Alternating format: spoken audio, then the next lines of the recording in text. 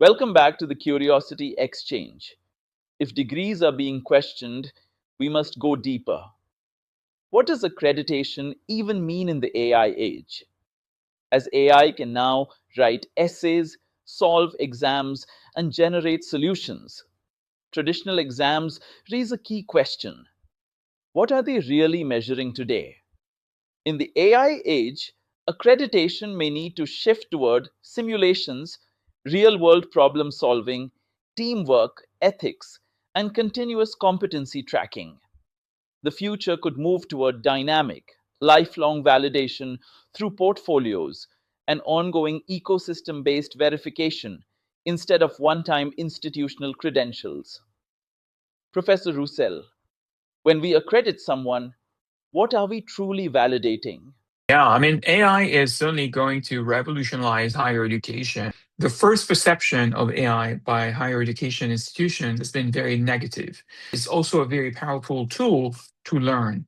And therefore, that's going to lead going forward higher education institutions to redesign the way they test and they evaluate students.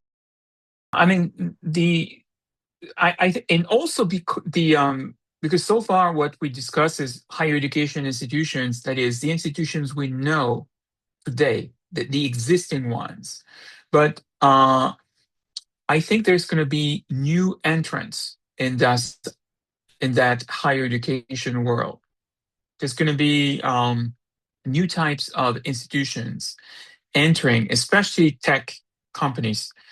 So we already have edtech companies.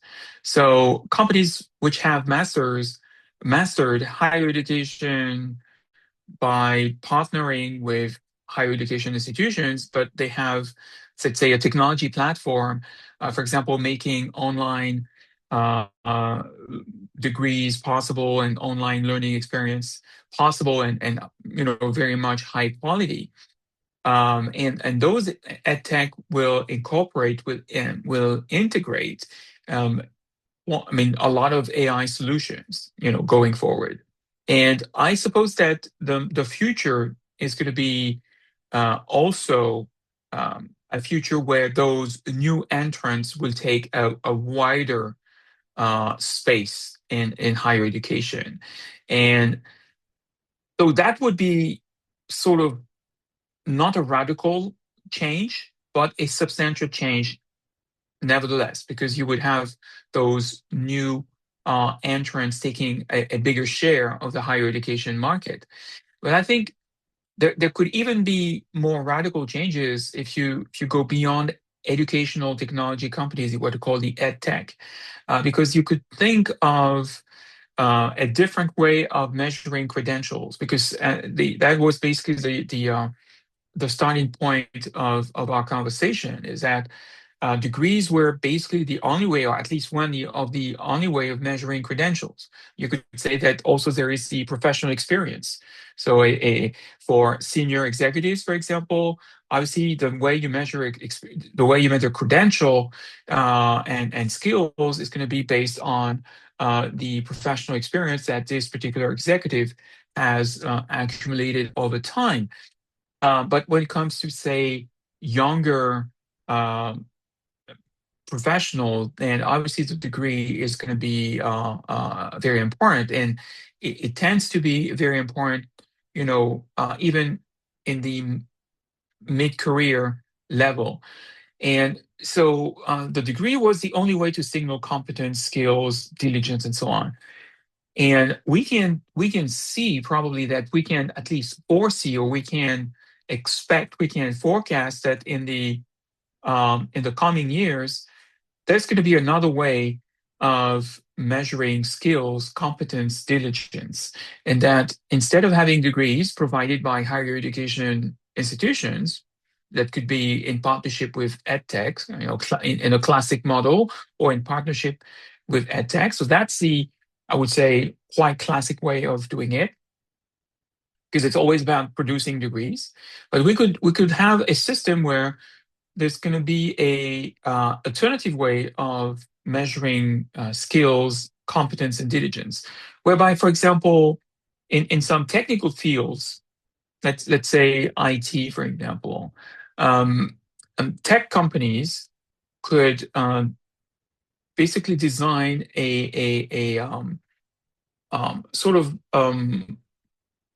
a way to acquire competence, which would be based on a AI training with different types of exams, different type of evaluations, maybe in combination with some job experience. And in this process, the the certificate basically would be delivered by, let's say, a tech company. And therefore, it would be a combination of AI training. So AI as a learning tool. And the tech company would be, of course, incentivized to test and to evaluate in a very rigorous way the level of skills and competence of the trained persons, the students, those type of students. And therefore, that could become a new way of measuring credentials going forward. That is, AI, I think, is going to open up um, the higher education market to new actors. So, with online trainings, for example, we have observed the rise of edtech companies. And I think with AI, we'll see the rise of new types of higher education, let's call them training companies or higher education credential companies, which will, because of their expertise in the mastery of AI, will develop sort of curriculum and within a technological framework, which would be mostly AI structured, to um, to teach some students and to test them, and therefore to guarantee the mastery of certain skills and certain competence, and therefore to signal to potential employers the ability of those persons to hold some positions in companies. And I think that's certainly the shape of things to come, because AI is going to change the way we teach, the way we learn, and therefore there's going to be an opportunity for companies knowing how to put that together, how to create this package to enter the higher education market. And I think it's going to be also an opportunity to, for example, in terms of executive education, because we had a model where basically, you got your education when you're young. So you have your K-12 education, you have your high school diploma, and then you go into higher education in your early 20s, late teens and early 20s. And then you would get, from time to time, a training delivered by a company, or if you want to retrain by yourself, you would try maybe to get another degree. I think this model is going to shift towards something where basically we're going to have a lifelong learning experience. So I would say it's not new, because the lifelong learning has been around for decades. But in reality, it's not been there very much, because the model of you're educated in your early years first, and then you get a few, I would say, patch up, when you're in the 30s and 40s and 50s, it has been dominant. And we could see, for example, in higher education, especially executive higher education, a system by which um, companies would basically subscribe to a higher education provider. So this higher education provider could be a university, a classic university, but probably it's going to be either an edtech or a AI educational institution. That is one of the new types of companies, that higher education companies, that I was referring to a few minutes ago. And I think that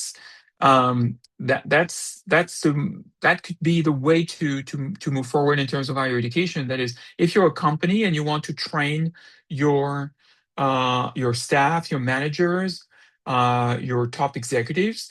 You need to have a system by which you are going to train those people on a continuous basis. So you need to have sort of a subscription model, because as you probably you've noticed, the subscription model has been expanding.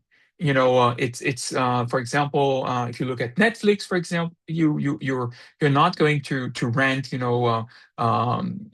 not that you pay a subscription to get access to video streaming, to get access to entertainment. If you look at music, it's the same thing. You pay a subscription to get access to your favorite music. If you look at companies, you have the cloud system, which is basically a subscription-based system where you outsource the computing power, where you outsource hosting of data.